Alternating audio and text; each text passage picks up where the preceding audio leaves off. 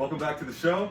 I'm your host, Roger Sherman, pitmaster and owner of the District Pit Barbecue Catering Company in Washington, D.C. Coming to you from the retro kitchen of the O Street Mansion. I'm in a lot of trouble today, people. I made a big mistake. So, I have invited somebody on my show that is better than me at everything that I try to do on this show. So, I like to pretend that I'm a chef. I'm not really a chef. I'm a barbecue pit master. Those are not the same things. She is a professional chef. I like to think that I am an activist in the community and do things that make a difference, but she is an actual activist in the community doing tangible things that you can see and that you can touch. And finally, I like to pretend that I've got my own show. In reality, she actually has her own show. So I'd like to introduce you to Bren Herrera, who is way ahead of me. Thanks for being on the show, Bren. Roger! Thanks so much for having me. It's so Sure. exciting to be here in this space with Good. you. This is nominally a food show. As I said, Bren is an actual professional chef where I just pretend to be a chef. So when you get in the kitchen on the 23rd, when you throw down, what are you going to be preparing? At my parents' house, which is where the big shindig happens on Christmas Eve. This is what I'm really, Yeah, this is what I really want to know. Right. This is what I really want to know. So Thanksgiving at my parents' house is, and I'm 100% Cuban, Jamaican. Our dynamic at home is very lively. Everything centers around the kitchen, which is why I'm so excited that we're here. So Thanksgiving is a traditional American spread at my parents' house. But Christmas Eve, which is the big showdown, is all Cuban. So we've got a big roasted pork.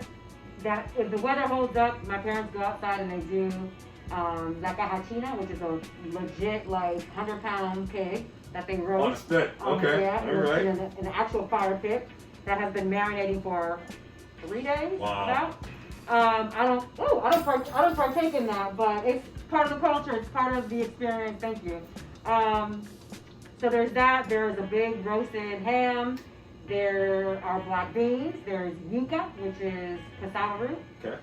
which is then smothered in this beautiful garlic and lemon and onion sauce that's just remarkable.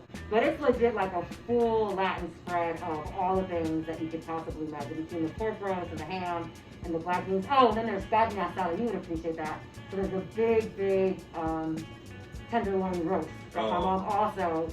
She doesn't, so we used to do it in a pressure cooker, but because we spend the whole day together, she slow cooks it now. Okay. And it's just tender and juicy and browned to perfection and braised, and it just falls apart, and it is just my favorite thing with respect to the proteins on the table. I'm going to have to meet your mother. I'm going to have to meet your mother. You're going to have to meet my mom. You know, it's so funny because growing up in the area, I lived in Atlanta for some time, Okay. and I've stayed connected to people through Facebook, as most of us have. And the one thing everybody from my childhood says upon re-encountering me is, "Oh my goodness, your mom was cooking. Is your mom still throwing down?" So in my childhood, my parents' house was known for everything that my mom put out of the kitchen. So yes, you'll have to meet my mom. You have to come over one day, as long as you bring her some of your barbecue. I can do that. I can bring barbecue. That's what I do. I can Yeah. always bring somebody barbecue. I want to get into something that's a slightly more serious here. So you're a chef. Yeah. I have a catering business. That's your primary business. The world is in a different place right Yeah, for sure. now. So we've all had to make some turns. We've all had to make some pivots. What were you able to do to maintain your business during this difficult time in the world? Such a great question, and shout out to everybody who has quickly stepped up to the plate and just figured out how to, stay afloat. For me, I do a lot of TV, so everything kind of came to a complete stop. Okay. And the last time that I was in a studio was in February in New York, filming, and literally, the minute that my day wrapped, even our driver that was taking me back to the hotel was already wearing a mask. This was literally mid-February. Okay. So I was like, okay, what am I going to do? Because all of my speaking engagements came to a complete stop. All the TV studio stuff I had lined up also came to a complete stop.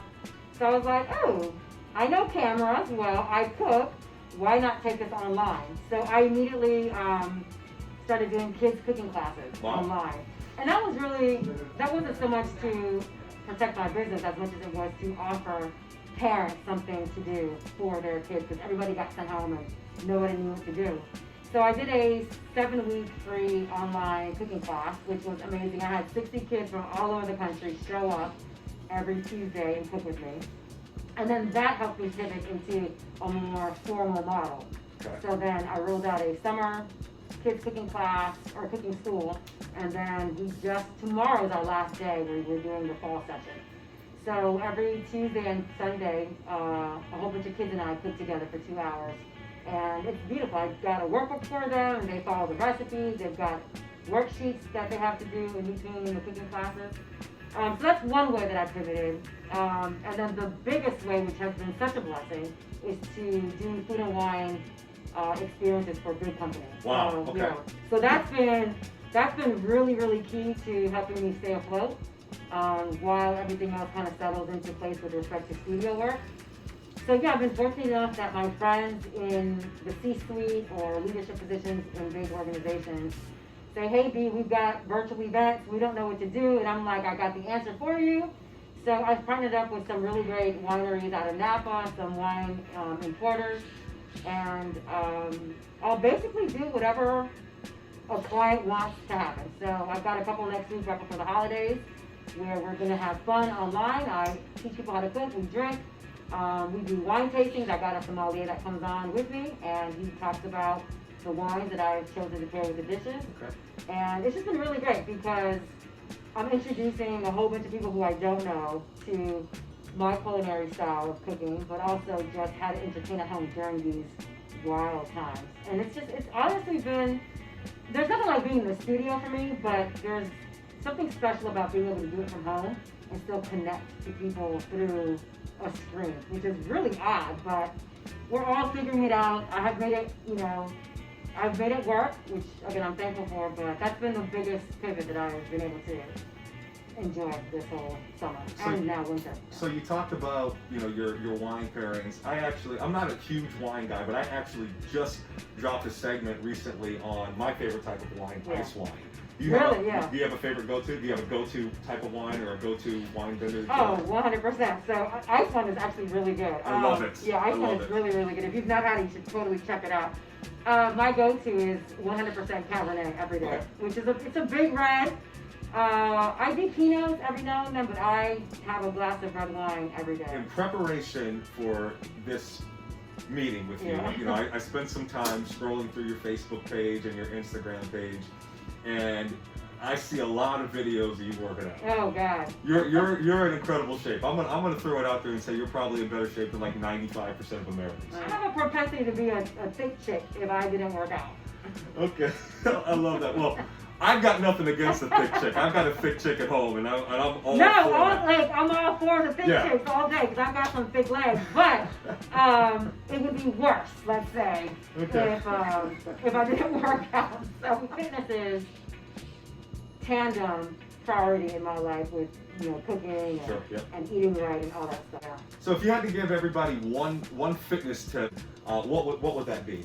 So if you have nothing else, like this is the simplest thing anybody could do, legit, just walk. Okay. Like go for a walk. Like walking can do so much for not only obviously your physical body and just kind of the agility, it can do something for your brain, your mental health, your eyes, like just having that infusion of sunshine if there's sun out.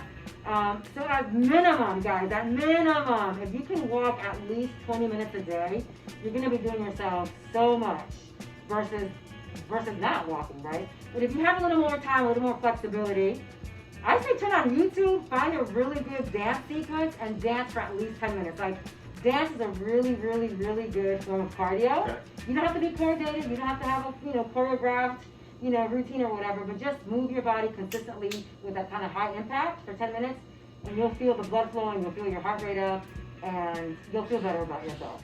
Walking and dancing, folks, easy enough. Easy, so easy. Like, you don't need anybody and you don't need anything tangible to pick up.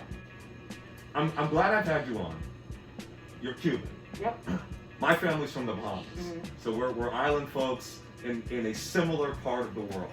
I grew up watching my dad cook all of the things that he cooked on, from a Caribbean standpoint, and I know you talked about some of the things that your mom did.